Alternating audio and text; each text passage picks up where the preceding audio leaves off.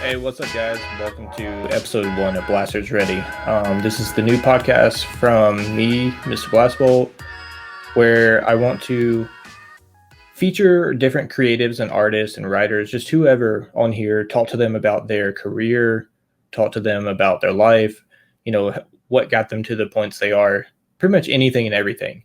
Uh, we might move into some episodes that are more just like hangout sessions or stuff like that in the future. Right now, we're going to start maybe with like maybe bi-weekly to once a month. We're going to see how things go. We got a few people lined up. So yeah, we're going to kind of get this thing going. On this first episode, though, we got Drew with the Shadow Market. We just filmed it. Went great. There were some technical issues with Wi-Fi, so there is some lag kind of here and there. It doesn't really affect the conversation in a negative way at all. It's just there's some pause moments that we kind of have to wait for things to go. But yeah, I think you guys are really going to enjoy it. We got to dive into who he is, where he's came from, what he's doing now, and how he's trying to, do right, but also be real to himself and do the best art that he can. Again, thank you to everyone that's tuning in on this. I really appreciate it, and hopefully we can, turn this podcast into like a pretty big thing and give insight more into like different people's lives and different careers and just anything and everything. But Blasters Ready is supposed to be that. Like, to me, Blasters Ready is you got your blasters up, you're ready to go hit the action. And that's, if you're an artist or a creative person, you pretty much got to be ready nonstop because it's always something going on. You always got to stay, 1 foot ahead of the other. So yeah, again, thank you. And let's get into episode 1 of Blasters Ready with Drew from Shadow Market. All right, guys, appreciate you stopping by for episode 1 of Blasters Ready. Today we have Drew with Shadow Market on. I'm actually just going to pull up his Instagram real quick before we get started on the interview. Just kind of show you like some of his work, and both of the links, his website and his Instagram, are at the bottom of this, so you can check him out anytime. But yeah, he's been working on some pretty awesome stuff, especially like this new pack he's got for Mvrkt. So definitely check him out. Hey, Drew, how's it going, man? Good, man. How you doing today? Doing pretty good. Have a good weekend so far and everything? It's been kind of hit or miss, but we're back at it again this week. So that's normal life, though, right? All right, so we'll just kind of get right in. So what is, like, who's Drew of Shadow Market, and like, what do you do? All right, so I guess I was born and raised in Atlanta, heavily influenced by like music and skateboarding, obviously cartoons and stuff, and it's kind of just molded and turned into what I do now, which is just produce my artwork in as many forms as I can, whether it's like mediums or merchandise. Obviously pins are like the heavy one for me right now, but that's a little generalization for you. Yeah, so I mean, like, kind of seems like we're on the same page with that stuff, just trying to get that stuff, our art, out there the best way we can, whatever people are liking at the time. So like your old name was Akami Kuma, like, I guess what happened with the name change, like how long ago was that actually too? Like, so when I first got my my original Wacom, I can never pronounce that one right, digital pad, I chose like a handle to go by, and it was Bare Bones. And then I started getting more into it, and I switched it to Wolf Bear. And then the Japanese equivalent to Wolf Bear was Okami Kuma. I was like onto things, so the Okami Kuma was like my official name that I used for the longest time. The problem with it though was people would look at it on IG and be like, "Oh, this dude's name is Theo," and then like would get completely thrown off by it, and I'd have to did that. Like, yeah, so it became too much of a hassle for me to even deal with, so I switched away, and recently I went through several monikers or whatever until I finally adopted this new one, which is Druid, which is just a simple play on what a druid is, like being out in the woods and the forest, and then my name. Yeah. So hopefully this one sticks. Though, I mean, I honestly love you, Okami Kuma. Oh yeah. also a big reason for that, it was 2016. But there's an artist that I follow heavy, the Olive Knight, and I didn't realize it at the time, but when I was doing my initials TOK, he was already doing that, and he's like a heavy, big time artist, in my opinion, anyways. And I didn't want to seem like I was copying off of him, Yeah. so had to make a I totally switch. get that. Even when I did Blast Bolt, I was like trying my hardest to find something that was completely like different from any other artist I was following. Like, so I was like searching all these like words just put together to make sure like there was no artist like named it. So I totally get that. Like, especially just when it's someone you look up to. Yeah, because you know it's fine to emulate, but you don't want to copy, or you don't want to feel like you're biting off of them. For sure. Heavy, so. Yeah, take inspiration. Exactly. Well, on the past and everything, since we're already talking about it, like, how much has that affected you and your art per se, like where you're at, like right now, that we can take that as far back as you want to, like anything. Okay, so I mean, real short, like, um, it's probably gonna branch off into like some other questions later on, like if you ask about the past, like with my childhood or whatever. But that shit was rough growing up, So I've always had like a kind of darker look on things. Yeah.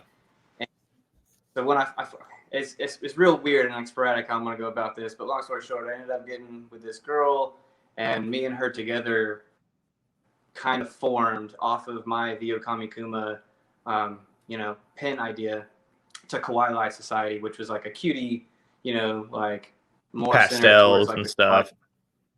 Exactly, yeah. Yeah. We had shit going really strong, and then things kind of busted. I downward spiraled, had problems with manufacturers, had money taken across seas twice, etc. To the point to where it turned real ugly for me in the pen community. And it wasn't until it got to the point to where I was too anxious, too nervous to answer my emails, like to the point to where if I even clicked on the email button and heard the sound, like my heart would race. You know what I mean? Like even Yeah. if it wasn't from customers, like it got real bad. But finally, after like years of like doing like some self digging and stuff like that, like realizations and stuff, saving money heavy, I finally like tried to come back this year to compensate, to get back to the community, and then show like how open I am. Like I'm not trying to pull strings or anything, like, you know what I mean? I'm just trying to be a part of this again. So Yeah. No, I mean, you've definitely like, especially, since you come back, you've been extremely, what's the best word for it? Transparent. Like, you've been going on face to face on Instagram, which like that's something a lot of people don't do, but that's good that you're doing it because it gives that personal connection where people are kind of like, okay, I can kind of feel him as he's talking, feel him out. So I mean, I think that's a really good decision. But I mean, the past is a past, so like it's things happen. You moved away from it, and I mean, yeah. you've been doing great. You've been busting out a ton of work this year, so like I don't see any issue with any of that. Like I feel like people should give their trust back to you a little bit if they're still kind of hesitant. Like it's life. Like I said, things are gonna happen. Like mistakes happen, but it's better to forgive and move on, do more awesome stuff. Yeah, I appreciate that for sure, man. And a lot of people have been super open with everything.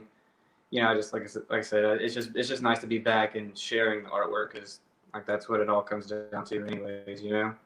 Yeah. So I mean, to kind of go back on that question just a little bit,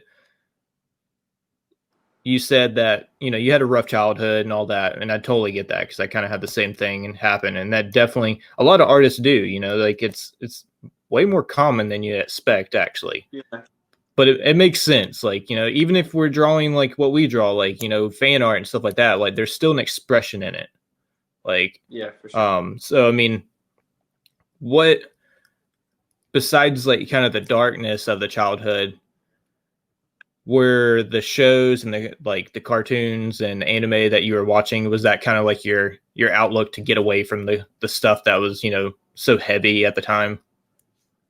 I would say sometimes, yeah. Like for like the what's the word? Irreverent. I can never pronounce that word. For like the jokey kind of shows, you know what I mean? Like Yeah. that would be like. But as far as anime, like I think I locked with it so tightly because it helped me to see like how I felt portrayed on a show, and it was heavy through like villains Yeah. and through fight scenes. Like I felt a type of connection as compared to like hiding away from it, running away from.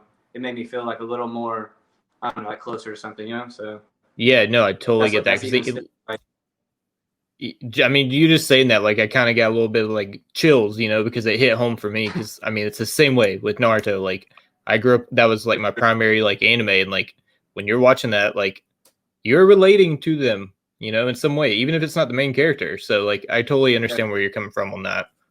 Um, Style wise, though, like, you know, you you have a very unique style for one, like, but there's a lot of music influences. You know, there's some definitely some gore that you've done at times, like not doing that as much now. Some of your stuff, like I mean, even with the Chiha eyes, like you know, you add that little extra aspect to blood. Like you wanted to have that. Would you say that still comes from that darkness of a childhood, like, or you just kind of have that like you latch to that kind of style of art? I'd say I think I've moved past like from like pulling from my childhood as far as like my um, creative reserves. You know what I mean? Yeah. So now it's just adopted. Like it's just fully like a part of what I do. So like I Okay. really have to fight throwing like blood or slime or some type of like Yeah. dirty shit onto basically everything I draw. You know what I mean? So That's uh, me with green. Like I literally have to fight not putting green gloves on stuff. So I get it. Um yeah. so on the I mean like on your artistic side, like still like I guess we've kind of hit it, but like this could even kind of link back to like, you know, one, how long have you been doing art, and why would you say that what we just kind of went over is why you got into art, or was there an experience you had, or was there something like something more out there that like kind of clicked? Okay, so okay, so I would say the biggest thing that's driven me to do art at all, and I've been doing it since I mean as long as I can remember. And what's kind of fucked up to me, honestly, is um, in my childhood I was forced raised Mormon for like several years until I finally like had like I couldn't do it anymore. I think I was like 7 or 8, and I finally like pitched the fit enough to where they stopped forcing it on me. But like all the way back to like being 5, I can remember like drawing some hokey picture. I'm not like trying to be offensive towards anybody, but because of the people I was surrounded by, it was always Yeah. like Jesus and stuff. So like I remember drawing like pictures of people in clouds and stuff like that. And I think for me the most like why I started drawing, why I keep drawing, I know that I'll never stop is you know, I get these visions, you know, like I see these things in my head and it looks, you know, it looks cool, but you can never fully imagine like how it can be unless it's manifested into reality. So like whether it's a quick little sketch or it's like a phenomenal like art like painting or something, you know what I mean? I don't know, like the idea of bringing that thought into reality is like the number one main focus that makes me keep doing anything, you know? Yeah, Even no, if it I takes have me major nowhere. respect for that. Like that sometimes I even tell people like a lot of people say, you know, what's the meaning of life and everything. I'm like, to create. Like everyone. Like everyone's creating something in some way. Yeah, So like as an artist, like that's what we live for. Even if it's you know, doing an illustration, if it's writing a story, like just bringing something into this perception of reality that we have, which is probably the most amazing gift that we can be able to do, you know. In a way it almost makes us yeah, I gods, like fully we're agree. bringing stuff to life. Dude, you know what's funny about that is you know, we were talking about like this and then previous influences and stuff. Inuyasha was like one of my very first animes that I ever watched as a kid, and one of the episodes is called something something of the Hell Painter, and he finds a vial of ink that has the Shikon jewel in it, and he can paint. And when he paints onto the scrolls, they literally manifest into like real life demons and stuff. To the point to where like I drew myself in the exact same context with the scroll and everything. Like That's awesome. that's just like I said, that's always been like the number one thing. Yeah. Yeah, no, I mean that's an amazing like with that aspect and look on it, I mean, your artistic career is endless too. Like, I mean, you're literally doing this for yourself, no one else, which, a lot of people can't say that. That's why a lot of people burn out too. So definitely keep that up on the focus. Yeah. Speaking of focus though, like, like how do you work? What helps you to get in the zone and like stay there? Like get that, because with any artist I've come to know, there is that point where it might be hard to get something started, but once you're finally in it, like you kind of click to this, like you're not even in this dimension anymore. You're somewhere else and you're zoned in completely. Like what helps you to do that? So for me, like I think I even said this recently on one of my stories on IG, is that it comes off as sporadic as fuck, but it's like really well thought out and like planned in here. But for me, it's like the weirdest, tiniest things. Like I will constantly find excuses for me to not start doing something, no matter how short of a time span I have to work on it or something like that. Like Yeah. it's bizarre as hell because I know that I need to be heavy working on it, but I'm like, oh, I think I'm gonna be hungry in an hour and a half once I get started. So let me go ahead and eat now. You know what I mean? And then I'm like, oh, I gotta, go walk the. That's that's how it is. I totally get that, because that's But, like that's the curse of being in your head. Like, because like I feel like a for lot of sure. artists deal with that, where you're like, okay, like I really want to work on this piece, but if I'm going to work on it, I need like 3 hours. So I need to plan this out and like really, set a time. I'll go do something else for like 2 hours, and then we can start. Like, so I get that. That's a very real thing for sure.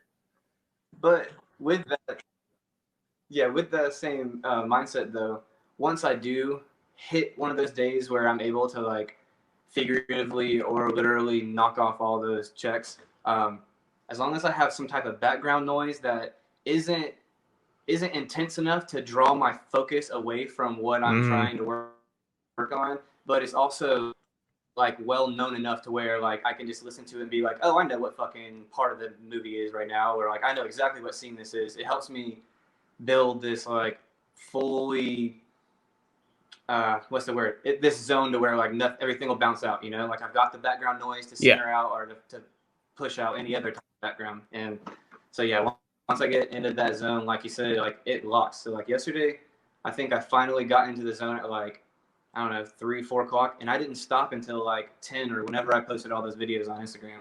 Oh, okay. So Yeah. So like you're one of that's those, how it like is. once you get in it, you try to roll with it as long as it will last.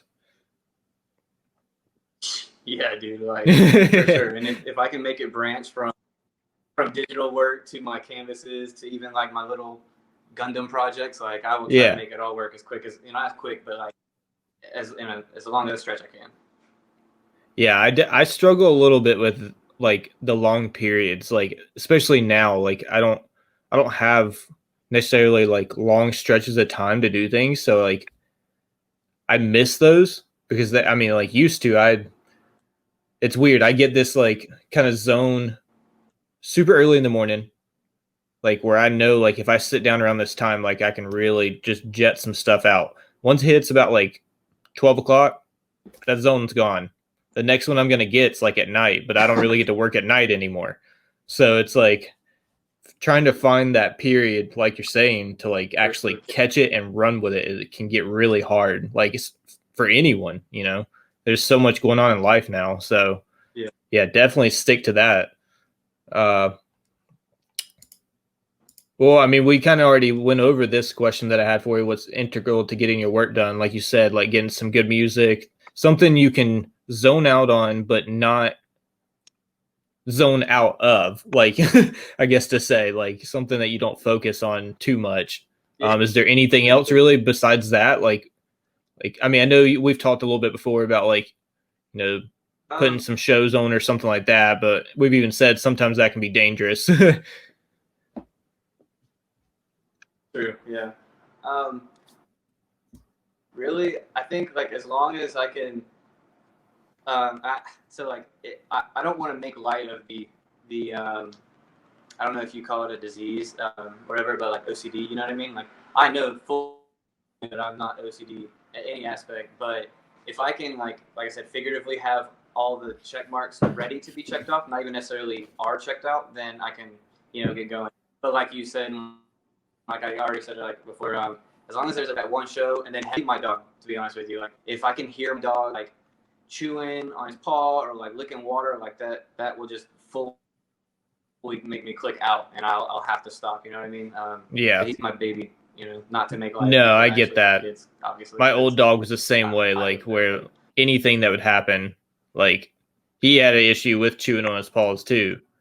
And that can really like they can get in there. It's almost like it becomes like a pet peeve because you're just like, stop, dude. Like you don't need to be doing this, but he don't know, like you said, he's your baby. Like you're there to make him know.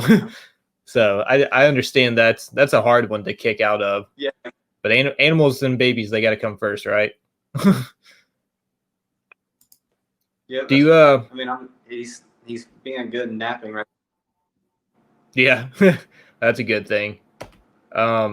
Is there any research you like to do like before your projects that you start, especially like commissions and stuff like that? Like, or do you do it with even your personal projects? Do you like to kind of dive into those more? I'm sorry.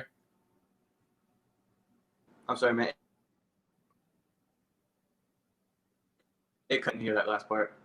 Oh, it's all good. It's cutting out just a little bit. No worries. I said, is there anything like research wise, like, do you do it just for commissions, or do you do it for your personal projects as well? Oh. Yeah. So research. It's funny. It's I don't. Okay, so I taught myself like how to do everything. For the most part. There have been like a handful of other friends along the way that have, given me pointers about doing something here or there. As far as research goes, only if the commission is like super technical. You know what I mean? Like for the most part, I can just like take general images of something, formulate like what I want to present to people. I feel like it's definitely harder when I'm doing something for myself. And in that case, then yeah, I'll probably watch like. I'm not a big fan of YouTube for the most part, just because I don't want to get lost down that little hole. But I will watch some things about like spray paint, which is why like I'm still like really fresh into trying all that and everything. So yeah, research wise, I'm not a big research person. I do like I do like throwing something on TV to help me put to get a vibe of the characters and the emotions before I start doing something though. So when you're, I guess, like working out the idea, like you're actually pretty much like you're freehand all the way, not much reference, or do you use reference? I definitely, I'll definitely have references up, but it's super, it's not efficient at all. Like I really wish I had a better structure when I go about doing these things, because for me, if I have, like say this box is my window to draw in, if I have anything in that window, it throws me off. So like, yeah, I'll have a reference picture on my phone and I'll be holding it up like this, and then I'll freehand, crap like gotcha. that. I don't know why, and it's too much of a hassle to have like. So. Yeah, no, I mean, I totally get that. I'm not a big fan of it either. And if I have it, like, I mean, some people have seen some of the videos I post up that where there'll be like little bitty images like on there, but it's like, it's still annoying. It's like that canvas is not for those. It's like I want just my drawing to be on here. Yeah. So yeah, I get exactly. That. I major respect to you though, man. Like I am terrible at freehanding, so like I'm always having to use like reference, like even to the point where I was on stream the other day and I get so frustrated working on this hand that like I mean I pretty much had to trace some other hands to kind of fit them in there and then tweak them because like I just could not get this to work out, But like sometimes you gotta do what you gotta do to get something to work. Like that's how it is. Yeah. Now we've kind of already gone over your. Oh, go ahead. Sorry, man. No, you're good. No, it's cool. My connection is like breaking out, so it's hard for me to. Yeah, no, it's no problem. Say, like, technical me, difficulties. I kind of. Yeah, I kind of use a cheating tool. Sometimes I'll like freehand sketch, and then there's an option to where it's like a steady stroke, and you can set how far back the stroke is behind your actual pen stroke. So once Yeah. I have the image that I want to do, I then set the steady and to make those clean lines. Um, but it's weird. I'm only like that when it's digital artwork. Anything else, I don't care if it's clean lines at all. So. Yeah, see that's crazy. Like I know so many people that are still do traditional, especially like people like you that do like painting and stuff like that. Like I don't know the last time I touched like an actual piece of paper to draw on. It frustrates me so bad. And like most people would look down on that so bad, but I'm just like, I don't care. Like I have a good flow system with the iPad, so I'm sticking to it. Yeah, yeah. I could. For a while there, when I was doing digital, I was real nervous about going back to the physical world. But it's like I don't know, something that's always been a part of me. So I had to. You gotta stay to your roots. You know what I mean? So, Yeah, for sure. for me, anyways. Yeah. So like I was gonna say a little bit ago, like we've talked about your past a little bit. Like, do you feel like your practice, like your art practice, has changed over time, or is it pretty much the same? Like, we've kind of also talked about like you did a lot more gorier stuff back then, but you've moved some away from it. Like you said, you actually try hard not to do that sometimes, like to slap some slime or blood or something like that. Um, I guess if that has changed as much as like what kind of seems like it changed, like also what's the reasoning? And that's like a kind of triple part question, but I if that's too much, like you answer what you can. Okay, so um, I would definitely say the way I go about doing things has changed a lot. Before, like whether it was physical or digital, I would go whatever I draw first was the final project for or like final thing for me. Like I didn't like erasing, or it maybe wasn't even necessarily I didn't like erasing. I just thought, oh, cool, this is what I'm trying to do. Yeah. Thankfully, I moved away from that because I'll go back and look at some things and I'm like, holy crap, like the lines are like this where they should definitely be like that, and stuff like that. But as far as the gore goes, I really miss doing it. A big part of like why I would do stuff like that was the people that I was around at the time, and like like how I don't know, like how I felt like representing and stuff. And then when I started really trying on Instagram, I couldn't get very many people to like really get into what I was trying to do, which was a lot of seppuku shit. Like I would draw. I did Finn and Jade from Adventure Time gutting themselves open. One of my pens was Reptar doing the same damn thing. Like I've always liked that concept, like the whole killing yourself for honor, even if it wasn't your fault. I don't know why. It's just like a really heavy thing for me. I know that that's really looked down upon, but it was just super cool. Anyways, Yeah, no, I yeah. actually Then I when I love that really stuff, started man. So I'm getting right there with more you. popular, I'm sorry. Go ahead. Oh, sorry. I was just saying I really Okay, love right, that yeah, stuff. because Like, yeah. yeah, So heavy Japanese influence for sure. Even if I don't always portray it. But as soon as I started getting more popular on Instagram, it was more like people were only focused or more focused on like my DBZ shit or like you know what I mean, stuff like that. So it's not that I necessarily wanted to get away from the gore. It's just that people vibed off of the other, a little more. So I kind of I don't want to say sold out, you know what I mean, but like I definitely branched heavy away from like my original style of things. I tried bringing it, and I'm still slowly trying to work and find between. It's just I love anime so much. It's hard to now find that separation from doing this for like what people are expecting, and then doing this for like what I'm wanting to push out. There's got to be that weird in between. So yeah. No, I'm totally understand. I'm sure every other creative probably understands too, especially if they're Instagram, artists. Like you you use the word sell out, but like it's more like survive, Like you have your style and you have these things that you love to do. Like I yeah, have so many designs that I would love to drop like right now. But I know for a fact it would cost me more out of pocket money to do those than the ones that people want, like you said, Dragon Ball Z, all the popular stuff. And I mean, it's kind of sad to an extent, but it's good for people to know, like, as we're talking about this, like, we make sacrifices to make sure our fans are happy.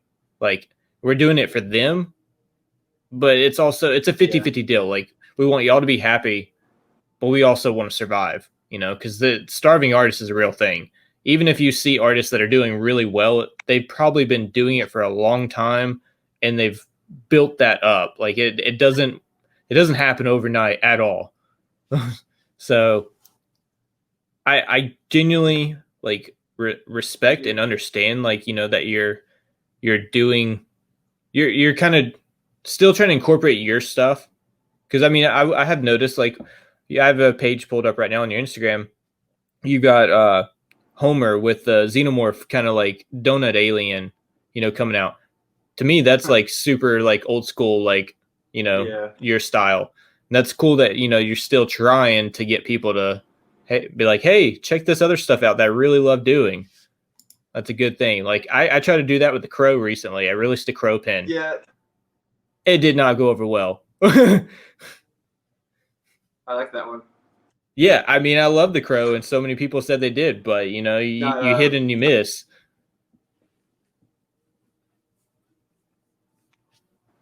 and you think, especially with that being his last film and everything, like there'd be much more of a like targeted audience for it. You know what I mean? Yeah, I That mean, was that's that kind was his of thing. that's the thing that we deal with, though, where we're like, oh, this should do really well, like, like, because we have this thought process around it, but the average consumer, I guess to say, they're just like, it's only those diehards most of the time too that are like buying, like, really, especially for something like the crow. Like, you're only gonna get those people. But enough about the crow. I just wanted to kind of show, like, sometimes when we get out of the box and do something we really have been wanting to do, it doesn't always work out for the artist. So I hope that anyone that's watching knows, like, artists aren't selling out. I just Yeah. want to put out, they're surviving to get by. Okay. Yeah. It scratched my wording. It's only 10:50, so for me, I'm still on my weird sleep schedule. Oh no, I like so many people would say that, though. Like, that, it's just something I'm hoping to, like, kind of correct a little bit more, so people don't use that as much. Like, it's even with actors. Like, when everyone's just like, oh, that actor sold out. No, they did what they were trying to do. They made the money, so now they get to use that money doing whatever they want to do. Like, that's not selling out. So, like, it's called That's succeeding. yeah. That's a real positive way of looking at it. Yeah, I mean, sure, there are people out there, sure, that have done that, like, but not, it's not everyone. um, I guess, to move on a little bit from that stuff, though, like, is there any old projects that you're either revisiting now or playing with, or do you like to go back to, like, old designs, or is it one of those things where, like, you start something and then it kind of just, like, falls into a bucket and you forget about it, like, because I'm really bad about that for sure.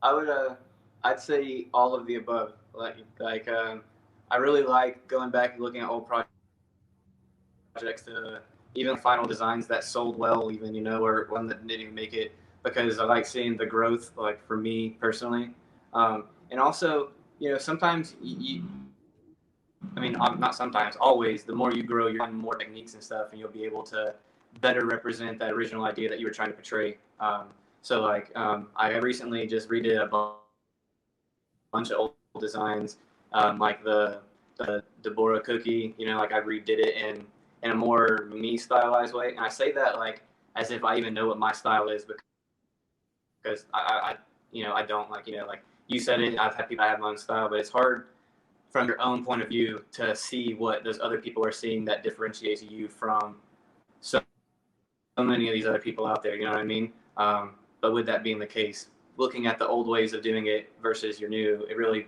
helps you get a better perspective. At least try to get a better perspective on like what they see, and that's cool. I like that aspect of it for sure. Yeah, I totally Totally understand that. Simpson with the Homer one is an old project. Yeah. No, I mean that is 100%. Like, there's been a few I've gone. I mean, even now, like I have a kind of handful of stuff that I'm going back and redoing, just because, like, I mean, there's people that, like you just said, like an artist, when you're looking at your own work, you don't see style. Like, it's actually frustrating because, like, people refer to your style all the time. And it wasn't until I was probably about a year in doing pins that I started realizing, like, oh, there are so many people saying this about style, and I had no idea. Like, I'm just like doing stuff.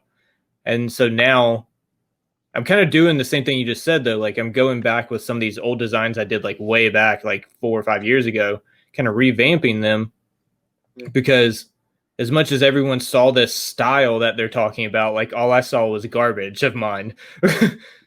But I mean, that's that highly criticism of an artist, on their own work. So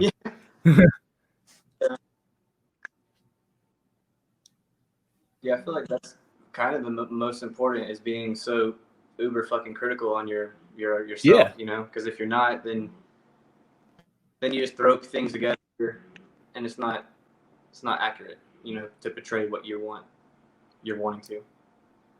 100%. Well, we've kind of this is another thing that we kind of like dabbled in, but what style or art outside of yours has really kind of caught your eye? Is it close to, like, what you kind of try to achieve? And I mean, is it another medium? Is there people that you would say are way more inspirational to you that are outside of digital art or anything?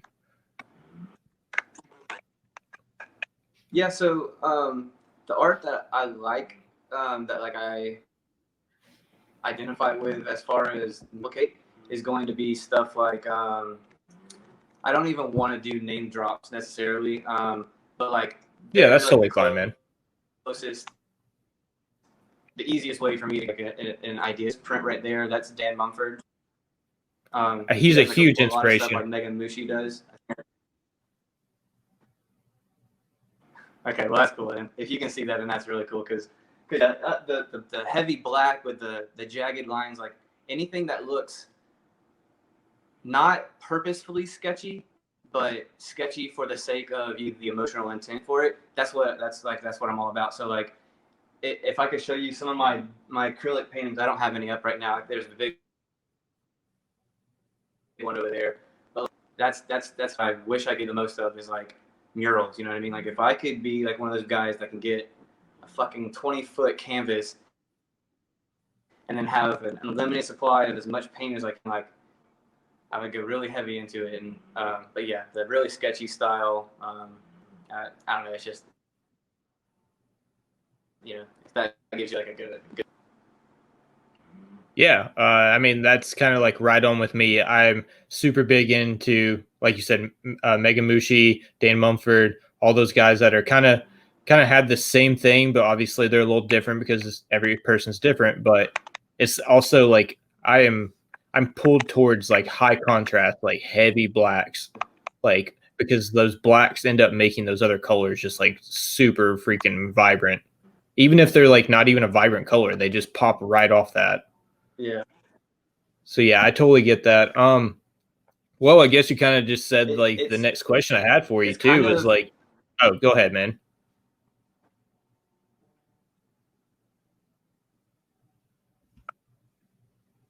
honestly, the way that my train of thought is with my connection, I already lost what I was going to say. So just go with what you were going to go with. All The best right. route. Yeah, no worries. What I was gonna pretty much say, I mean, like I said, you just kind of said the answer though. Like, I was gonna ask, like, what is your ideal medium? But it said it, from what I've kind of understood, like, you love digital art, but you really love like painting and murals and, like, just getting into a huge canvas and like going at it. Would you say that is your like go to, like, if I'm gonna have fun doing some art, like, that's what you'd like to do?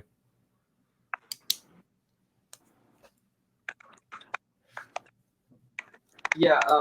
Yeah. I would say that, like, because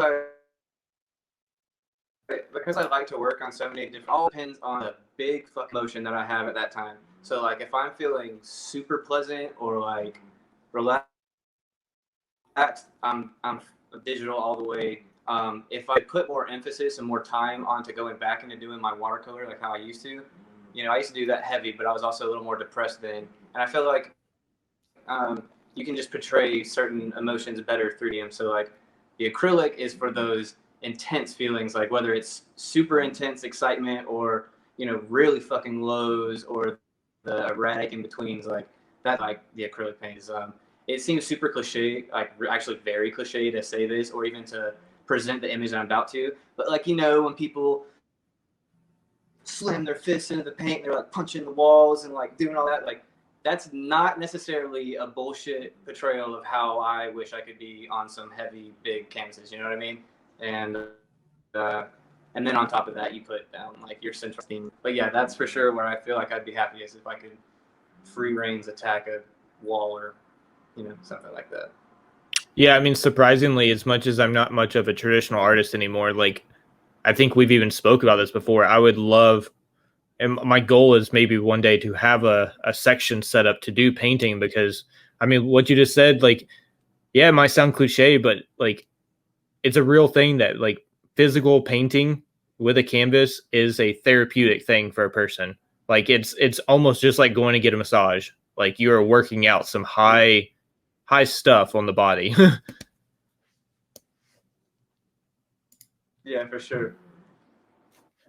do you uh do you have a favorite piece that you've made, like digital painting, like just that one piece that still to this day you're like, I'm super happy with this.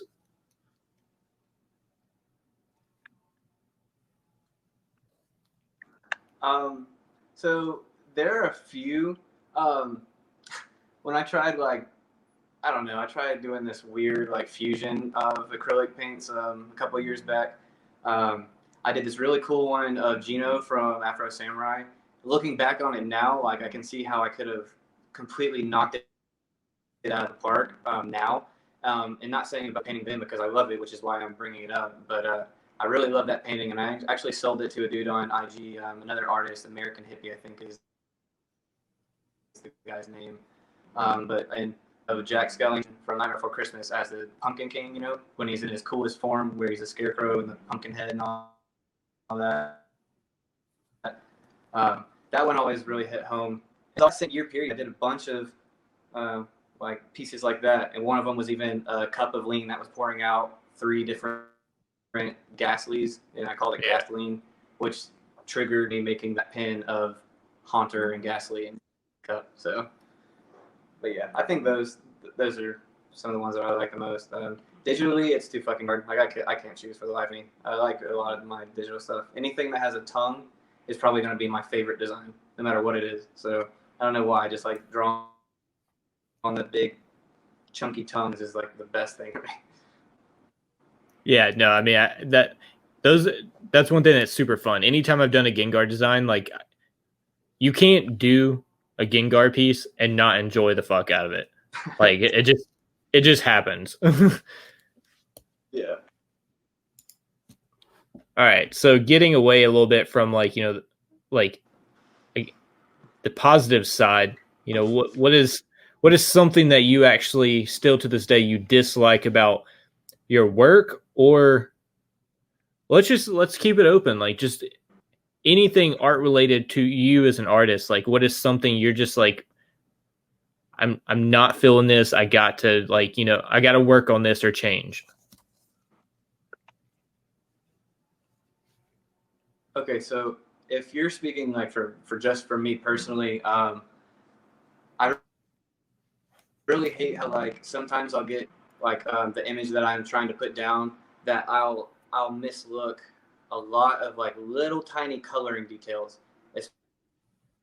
especially when it's digital because of the screen or like I said because I'm so heavily invested into it. But I'll spend hours on finally finishing this like big thing, and then I'll present it on Instagram, show all these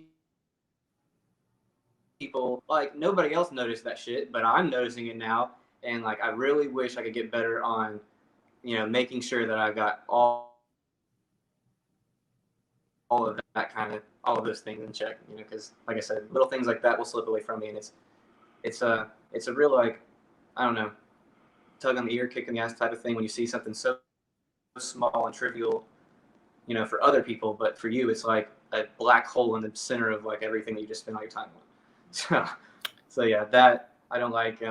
If you're talking externally in like the whole community, it's entirely different. I've got some probably unpopular opinions in some things, which I even recently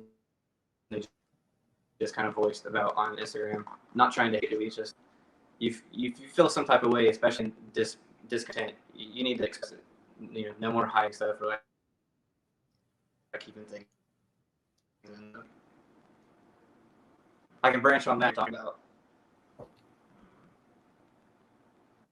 Okay, sorry, it was cutting out just a little bit, but yeah, we'll branch off on that just in a few, because actually I wouldn't mind bringing that up a little bit. Just gotta plug in the phone. Okay. I'm sorry. Yeah. No, you're good, man. I see you. Cool. Totally fine. Before we, I guess, get back to that, like, you said what you dislike about your work. What is your favorite thing about your work, like, currently? I know that's a hard one.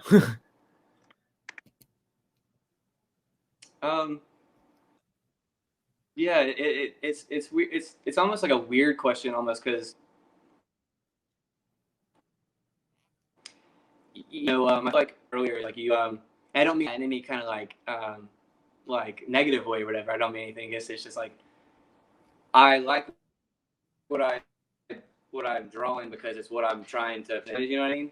So it's hard to find like particular parts of that I like, other than earlier about the style thing, because I don't see my own style. It hits so fucking hard when somebody's like, "Damn, man!" Like I want to say somebody recently sent me a message about these Mvrkt designs that I posted yesterday or this morning, whenever it was. They're like, something about like you really killed it with your style with this type of work, whatever. And like hearing that, like, because I don't see it, but somebody else sees it, that makes me feel good. It means that like I am progressing, I am doing something that people latch onto, and it's not just for the sake of them liking it. It's not like I'm only, I'm not doing it just for these people. I feel good when people are like, hell yeah, that's some good, something cool. So I think I totally get that. The best positive thing about it. And even to kind of go back on like the dislike about like how you miss these small little like color things here and there, like especially things that can be like super irritating because you go back and you're just like, seriously, this is what I missed. Like I do that almost every single design I have. I'll post it up and be like, oh crap, I missed a complete spot. Like, or someone will message me and I feel like an idiot because I'm like, well, thank you for telling me. I'm not going to tell you that I feel like an idiot, but I do. But yeah, I understand both aspects of that. And I totally agree on the whole thing of like when someone sends you those messages, like, I mean, they can make your day because you're not thinking about like any of that stuff when you're working on it. Like most of the time you're thinking like, oh, I'm working, I gotta pump this out, gotta get this ready for everyone to see. And then you get that one little comment of like, hey man, like I just want you to know I'm super appreciative of what you do, love your style, and you're just like, thank you. That's all I needed. Like, don't even need to get paid today, like that one comment is just great. Yeah.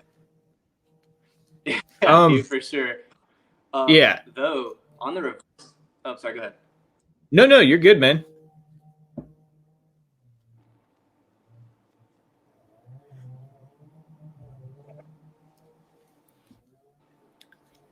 Did it cut out a little bit?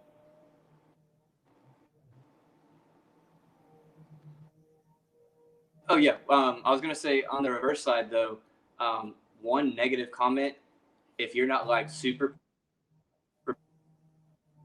prepared for that, it will break you. Like it breaks. Like I remember a couple years ago, I did a design for fun. Nobody asked for it, and nobody agreed with it either. But it was up close hand of it was Wolverine's hand holding Cyclops' head, and like he finally killed him out of rage or jealousy or whatever.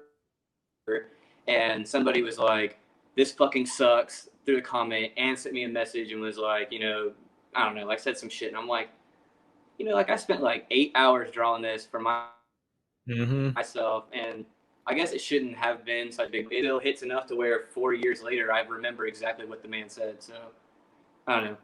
There is that yin and yang side to it, I guess. Yeah, for sure. I dealt with something like that last week. I can't remember what it was said, to be honest. Oh, it was some stuff about like it was either last week or the week before about like some of the original characters for one of my stories. But I've got now to where anytime I get like, especially if it's a comment like that, like it's very negative sounding, I block them because like I just don't want those type of people in my community anymore. Like those there are people out there that do that just to kind of get a kick out of it, and then it's like if you actually think about what you're saying, no one would say that. Like you could come across way differently if you don't like something. Send a message or something, just saying like, "Hey, like it'd actually be kind of cool if you tweak this spot." Yeah. Doesn't mean it's gonna like we're gonna do it, but it's way better to say something like that than like your work fucking sucks, dude. Like that right there just kills a person, you know? Yeah. Well, yeah. There's no need for that public. I don't know. Yeah, I fully agree with you for sure.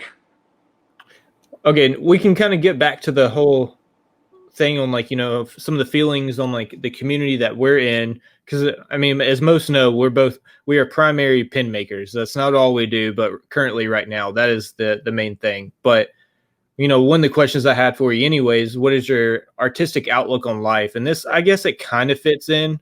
Like, so you can kind of, if you want to answer that, but also like if you want to talk a little bit about like, the feelings in the community, because I'm sure I even have some of the same ones as well. Like it's good for, if we're gonna do this, and I'm gonna get this podcast out and get like all these creative people on here to talk, hopefully, then we need to be real with the people that are following us. All they're seeing is our art or a couple of stories or something like that. So this is our chance to kind of be like, hey, like we're people too.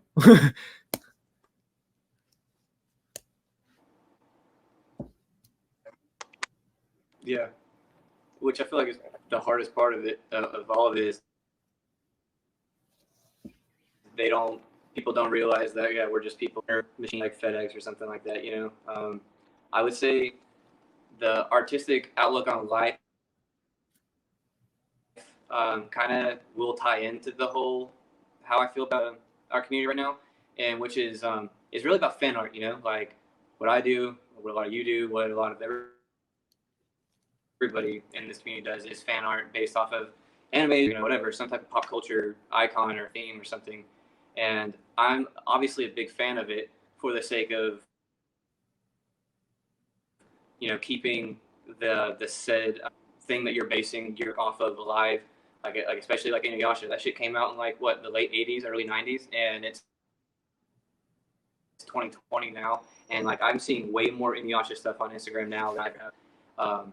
Like that helps keep these things alive. But on top of that, even though I don't see my style, I know that I'm putting something different on it, that I'm not just finding some image online, copying and pasting it, or like hitting the little outline button and then hitting the fill button to fill in the outlines that I just stole or whatever. There's a fine line between putting your own creative take and doing fan art, and then just straight up screen grabbing online to make a quick dollar. And like I get that sometimes people are like, you can't follow the difference if it was like a screen grab or something like that. But the way that you can tell is if the person is genuinely presenting that shit as, hey, this is my product, go buy this over and over and over, here to, hey, check out my artwork that you can purchase as this. You know what I mean? I feel like whenever you're just trying to show that you're on a very intense problem that I have with some people that look at me from the past, because the shit that happened to me in the past was not about making money. I lost thousands of dollars over everything I dealt with, but I fought through it to come back because the artwork is the main point. I want to help keep providing a future of artwork for this community, for myself. I'm not going to let things time me over like that. And with being said, my artistic outlook is entirely different from most people's. How they say, you know, you walk around and you see the beauty and everything. Like that's where I get my artistic inspiration. I'm I'm fully opposite of that. I feel like actually it's almost like I'm stealing a movie. I can't remember the movie, but he says the most beautiful thing in life is failure. So like when somebody fails, like that, because that's when they're the most pure. Like, you know, like I keep going back to emotions, and I'm not trying to say sound like some type of way, but like emotion is all about what art is. I guess that's what it comes down to. The ugly is what is interesting. The ugly is what makes people think. The ugly is what art is to me. So life is ugly, makes good artwork. I don't know. No, I 100% like agree with you on that because I mean, granted, yeah, you go outside. I love nature. Like it's beautiful, but there's only so much I personally have gotten for inspiration for my art from nature.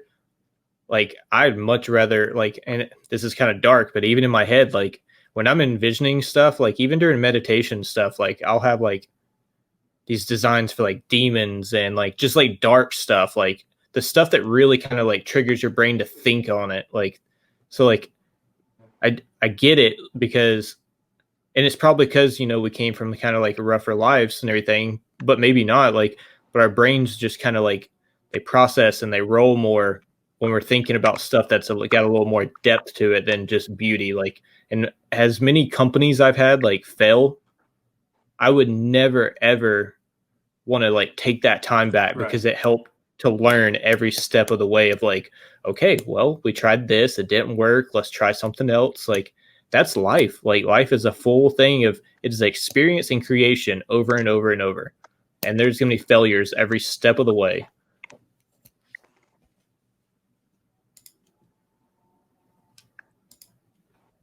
I feel like it's also important that people see that there's a differentiation between like dark things or things that are taken as dark from a majority of a Mm-hmm. certain population or whatever, and how it doesn't have to correlate with that person being a dark person. You know what I mean? Even like all the way Yeah. down to like dressing or like the choices that you choose like this. You know what I mean?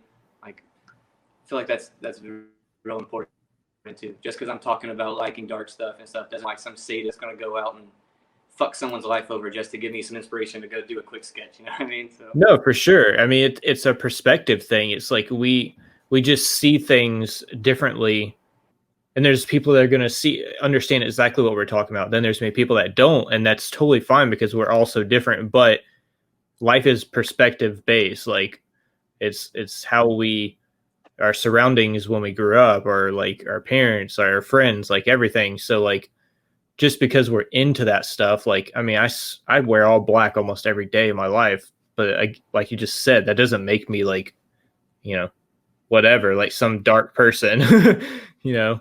And like I would genuinely love to draw demons every single day. I'm right, not going to because that's not anything like that's gonna do uh, anything for me. right. But yeah, no, I get that. I guess moving a little bit forward, what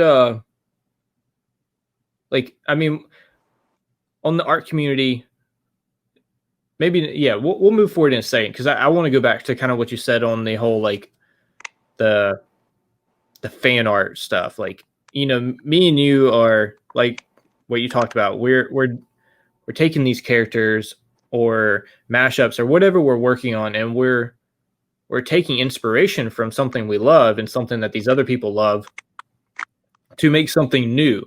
No, it's not a brand new character, but it's our take on that character, and it might look super, the same as like what it looks in the anime. That's okay.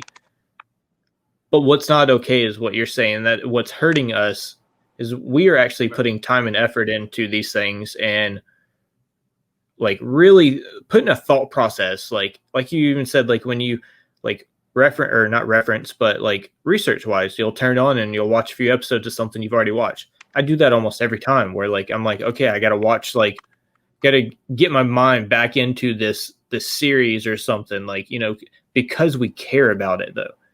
Like, I could so easily go on Google and rip things all day long, and it would take seconds on seconds. But I'm not, because that's just that. To anyone that's doing it, I'm not trying to be like knock you down or anything. This is just my opinion, but that is boring to me. Like, you can already get that stuff from those people. Yeah. So, like, why not spice it up and like actually give those other people that love this series or a character or whatever something new, a new vision behind it and stuff. So I do think that is something that is a huge issue right now, and I don't think it's going to change, sadly, because it's so convoluted. But the way it can change is, it's like when people ask to support small businesses. Well, all you gotta do is support small artists. Like, and most artists, like, unless they're like making, thousands of dollars on paintings somehow, which I still to this day don't understand. Like, even if we're doing good, it's not great, Yeah. Like, and most people, like, we need to support the right content. That's what we need to do. Like, I mean, we're just trying to inform others that there is a lot of that going on, and understand to those people, they're like, well, I like this, and but I don't have the art skill. That is totally fine. Me and Drew right here, plus thousands of others, do commissions all the time. Like, there's so many people that can help you out with the art side of it to make something that is more original. So, it's just, instead of that 2 seconds that you go online and find an image, like, take 2 seconds to send a DM or an email. It's totally possible. And we're not going to break your wallet either. Like, trust us. Like, we really, we don't charge much for commissions, like, especially what we should charge.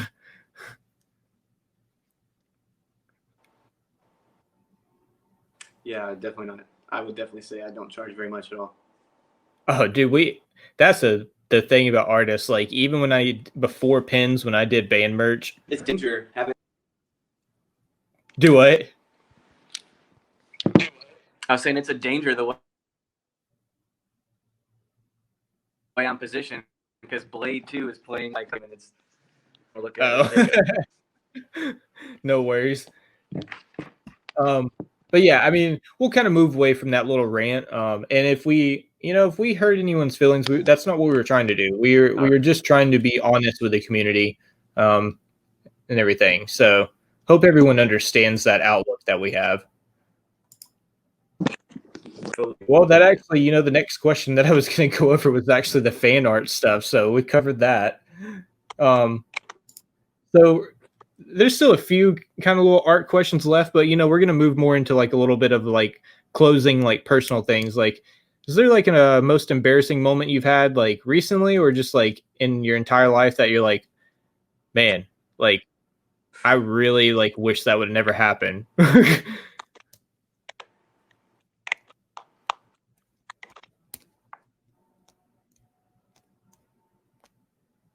Yes, for sure.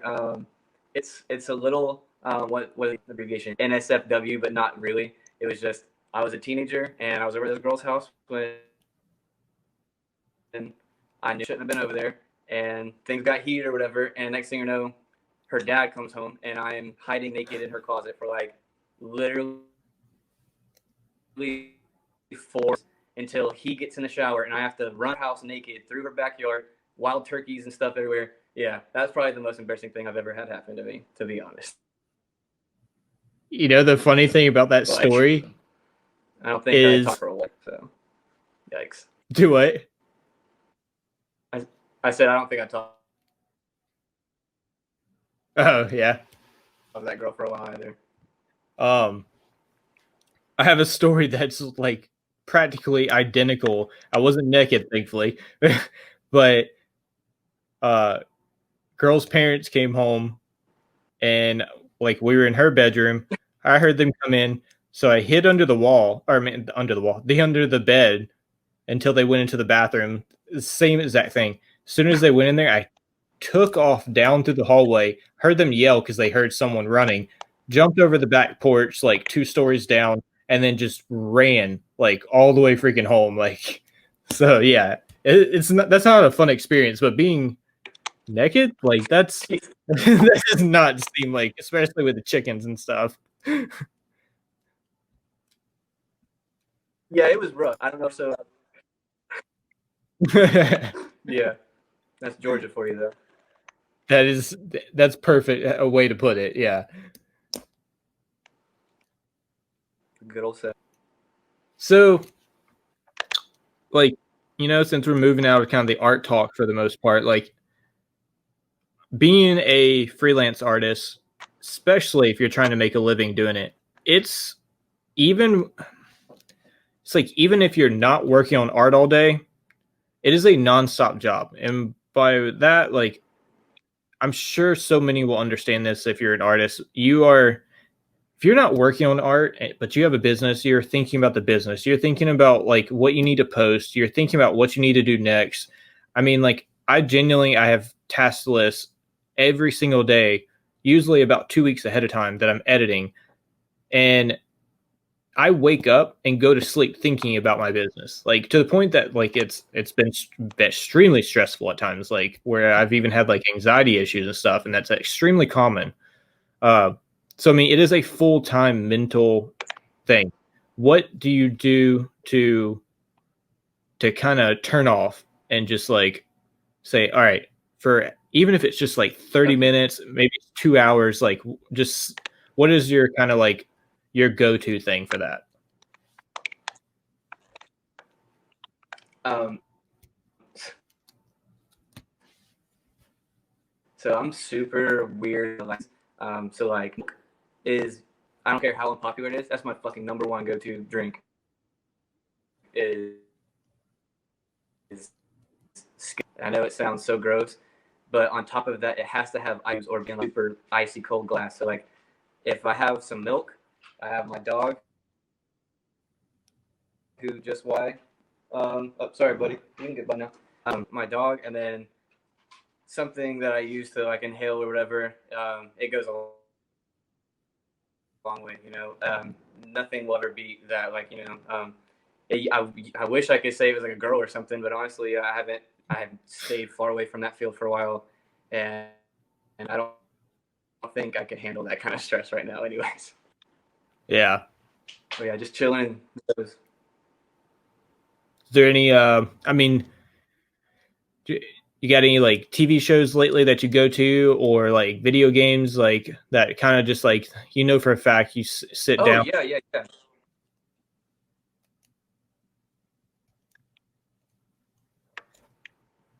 So even though the games are stressful themselves, the three that I'm playing or replaying right now are Sekiro, the winner of the game, like feudal Japan game with like all the Tengu and stuff. That's probably like my number one game right now. Monster Hunter World. And I'm super late to this. I always wait till they are really cheap, but I just got the newest God of War, and so like I just beat my first like ice Hell yeah. giant, I think, and that was pretty cool. So like the rest of the night or day is ruined. Oh, fucking number one though is probably gonna be Skyrim. Like honestly, I played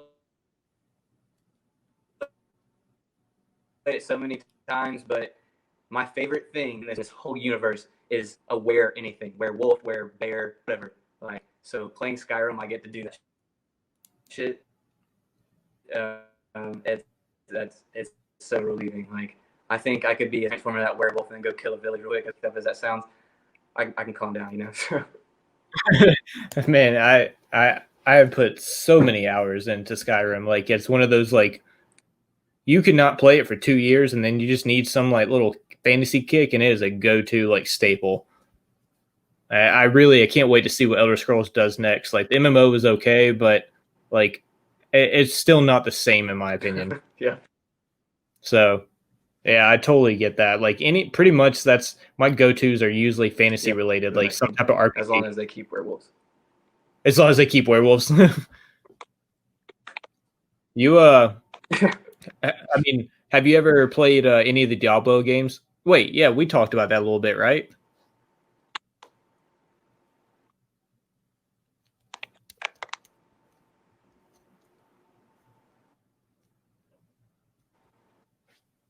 I'm sorry, man. It cut out heavy.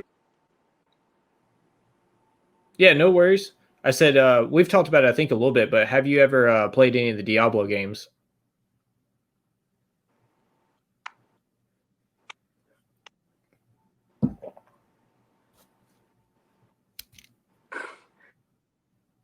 Is it cutting out again?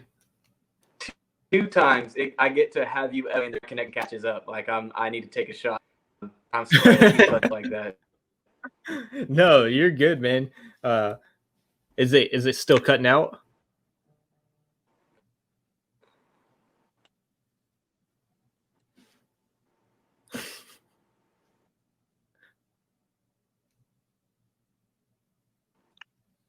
We'll get through this technical patch here in just a few. Is it coming in better? Yes, we will. We'll make it. Your mouth stops moving, and then the sound comes in, and I can respond.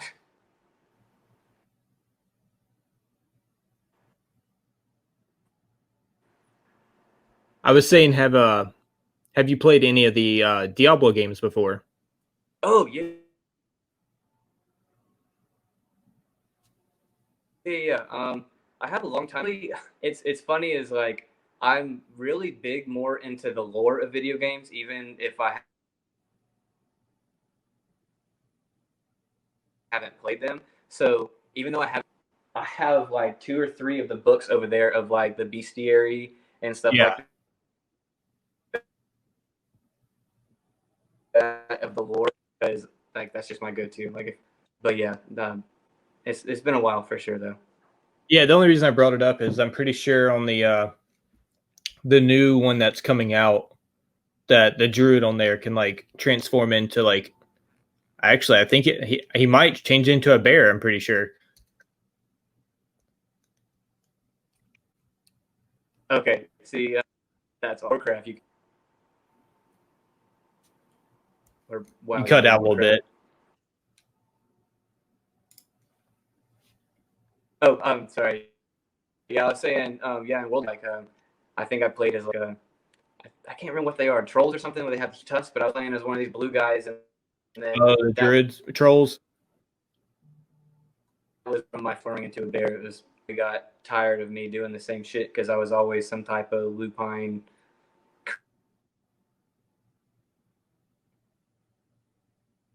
creature that could either transform into something like I don't know. I'm sure. Yeah. All right. So what is this is kind of like a convoluted question, I guess to say. We'll just kind of do this all together. Like um favorite character. My bad. If y'all heard that on the mic, that probably was pretty loud. Favorite character or series, and this could be anime, comics, movies, whatever. And if you could pick any superpower, like what would you go with?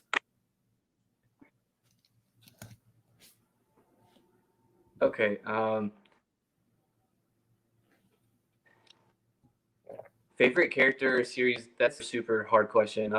I can generalize it as easy as I can, which would be anti-heroes. Yeah, I'm a fucking the sole villain. So like in Naruto, Madara, he's my number one. Like I'm always gonna be behind him no matter what. Over everybody else. But like Spawn is like I know what animes that I was tying to get my connection with how I felt. It was fucking Spawn in comics. Like I people have kind of sold them out over the years, me included. But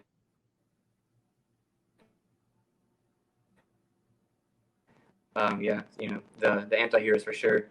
Classic literature, mythologies, like anything mythological to me is like ups all the way. Like out of all the collection of books I have, they're either lore books from like video games or mythology, or they're just straight up, folklore. That's all my favorite stuff. And my superpower would be like what I've been saying, werewolf. But I don't want to be so basic. Like I would like to have the ability to shapeshift down to like my molecular structure. You know what I mean? I know that that's super nitpicky, but yeah, like like that chick from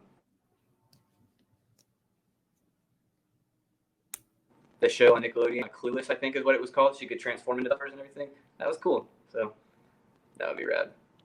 Yeah, so shape shifting. That's actually something people don't. They don't really pick that very often. Like that's a really cool power to have, and it's like I'd rather shapeshift and be invisible for sure. Like that's just shit. You could turn into a dragon to go fly around.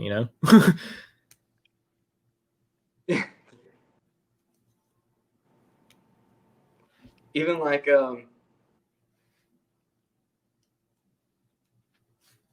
thinking back to like the Wonder Twins, like one of them could turn into a living thing, and the other one could turn into an inanimate object. You want to be invisible, you just turn into a piece of glass to get away for a second. You know what I mean? Like anything at all, you can make happen. So yeah, it's super universal for sure. And then we're gonna kind of close out, with the main gist of the interview. We got some closing things we'll do afterwards, but like, what could you not do without, and what's the best piece of advice you've either been given, or you can do both, or the best piece of advice for another artist right now, like at your stage of life that you would give them, especially like someone starting out. okay, I think I could do both those real quick. What I could not do, or what I couldn't do without, would be the ability to rationalize. Like, I could live without sight, sound, or all that shit. But if I need to consciously rationalize things, then I would also lose the ability to imagine things, because only when you're able to like fully rationalize things like what this is, are you able to branch away from that shit and look past that to the ether. You know what I mean? Like you're able to go beyond. That's I could not be able without rationalization. Um, I know that might be like an out there kind of answer for that.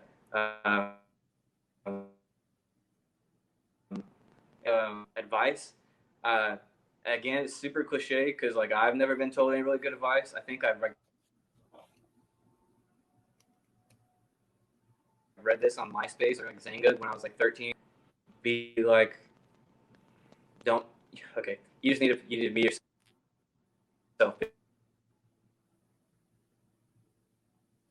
Portray what you to portray. You know what I mean? Like, don't fade face because this person's gonna take offense to that or something. Yeah. Like you keep staying to how you want to be. No, I mean, that's perfect. Like, that's kind of my advice that I tell most people. Like, be yourself, and like 100% too. Like, I mean, it's okay to kind of like rationally handle things, like think through things, obviously, but still just always stay true to who you are as a person and your personality and your interests, what you love. Like, if you start changing that, it will destroy everything about you, and it will happen quick. And it's kind of, that's why, like, what you couldn't do without, that was a great answer. Like, that's perfect. Like, I don't know if I've ever even heard someone say that answer. So like, mad respect for you coming up with that. But yeah, that's like super important. Like, if you lose rationalism, like, I mean, you're kind of screwed, and it sucks because, like, I hate to say this, there's a lot of people out there that they don't rationalize what they do or stuff, and it's like, come on, just think, just a little bit. It takes just a few seconds to think first.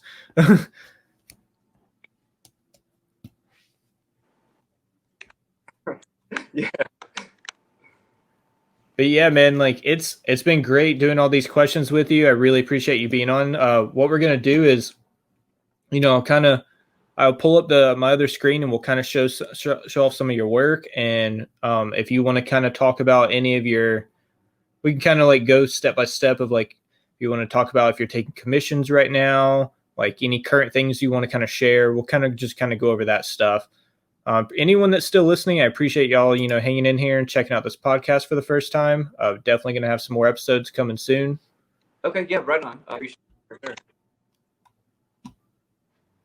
Let's see. All right. So we'll kind of start out just showing his Instagram page off just a little bit again. I'll just kind of scroll through. And Drew, if you want to just kind of like talk about anything with this page, like you can. If not, we can kind of move on to the next one after I scroll through a bit. Like I have to say, like this new Berserk stuff that you just put up though, like super good, man. Super good. Thanks. Yeah, the Berserk is actually, I've got options in my store right now. It's really to help push my Patreon.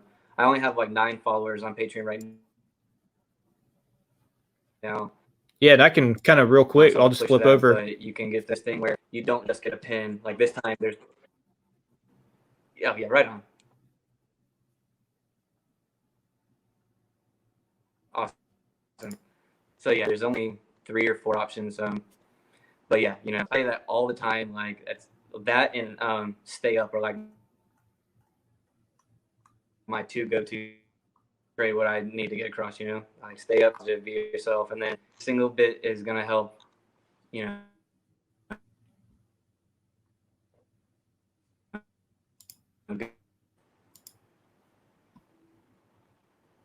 so you can see I'm tongue heavy on everything I do. Yeah.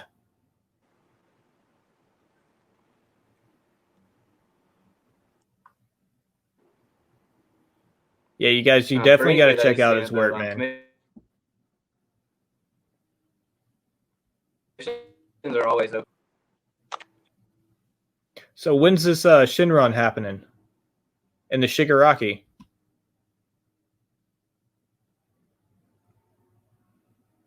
I have stickers of that, but as far as yeah, I don't know, man. Like I didn't want to. I felt like I was too late to get into the My Hero. It's really hard for me to pull the trigger on something. You know what I mean? Like how we were talking about earlier, even though it is a popular thing. I don't want to. So I did the 2 characters that I like the most. And yeah, I mean, I left them like at.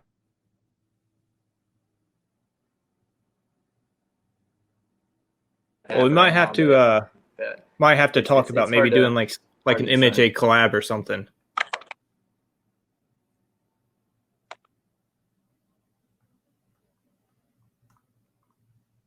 Oh yeah, that would be awesome. All right. Yeah. So definitely. Oh, go ahead, man. Oh, you're good.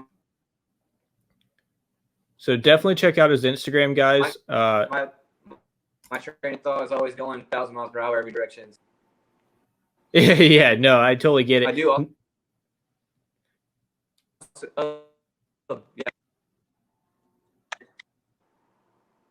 So, yeah, I do have this Kickstarter running right now for the Dragon Babes. I had it originally, but I didn't know that you're supposed to set the goal up differently than how I did. I'm dropped them this time to where it'd be easier to hit for people. As soon as one goal is hit for funding, then it's much easier to hit all the remaining goals. Get set up, he'll get all 4, then we'll complete Shinron on the backs. But yeah, you're more than everybody. That would mean a lot to me too.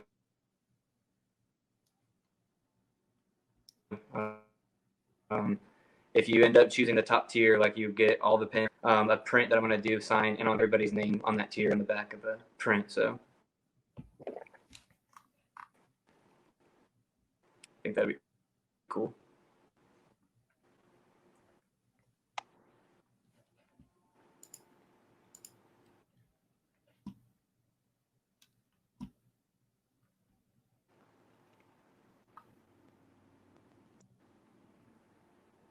And yeah, that's my store.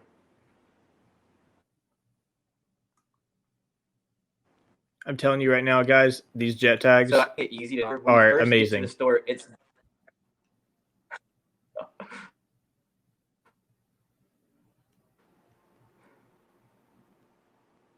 thank you, man. And you know, it might even come across, but like taking pictures like that is so time consuming. You take pictures, you got to edit them to the right size, then put your watermark on there. People don't think about to go into doing all this, you know. Yeah, it's a lot of work, like for sure. Especially like doing I packs don't and fuck with stuff. McDonald's, but their vanilla ice coffee.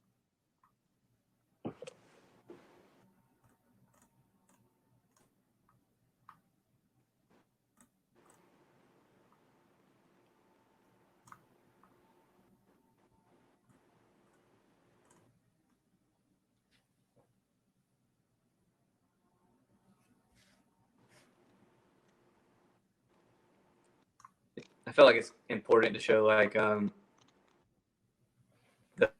physical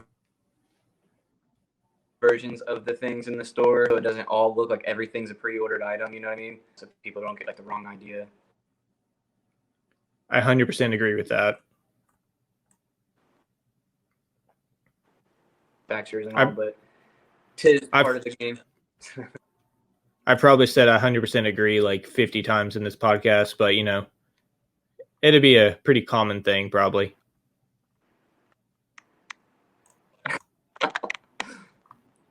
That works. Yeah, you guys make sure for real, check out his store, check out his Patreon, check out his Kickstarter, follow him on Instagram. Like he's kicking some killer work out this year, guys. Um, it's been really awesome having you on. If is there any other like final things that you kind of want to like, you know, say or just talk about it all?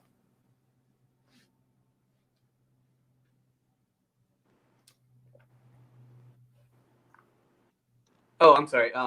You cut out a little bit again. It's my damn phone. But honestly, it's just I feel I don't want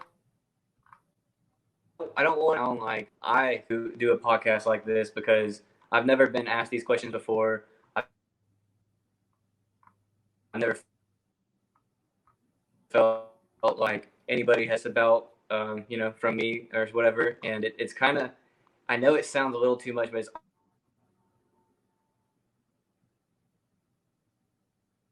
almost like this artwork to make a name and to do these things. And sometimes it feels real. You get an order and it feels real. People say things and it feels some type of way. You know, it's only when like think, you know, fuck, you know, hopefully one day somebody in a magazine is like, hey, how did you do this? You know, the same shit. Like that means a lot. You know what I mean? So it's a truly humbling thing, especially coming from you. I really appreciate you letting me come be on here. Anybody that supports me, it means a lot. I know I come off as like goose fuck in my IG videos when it comes to these kind of things, and it really does mean a lot. Yeah, man. No, it's been great, and I'm sure everyone's gonna enjoy this. And you know, I'll have you back on again for sure. I'm really hoping to, you know, get this podcast off the ground and get it rolling. Probably just gonna start out with like maybe either once a month or bi-weekly. Still figuring that out. We got a few more artists lined up for the next 2 months though that I'm gonna get on here.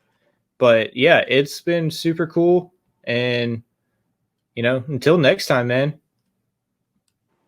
Smart way to go. Um, Appreciate you 100%. No problem, man.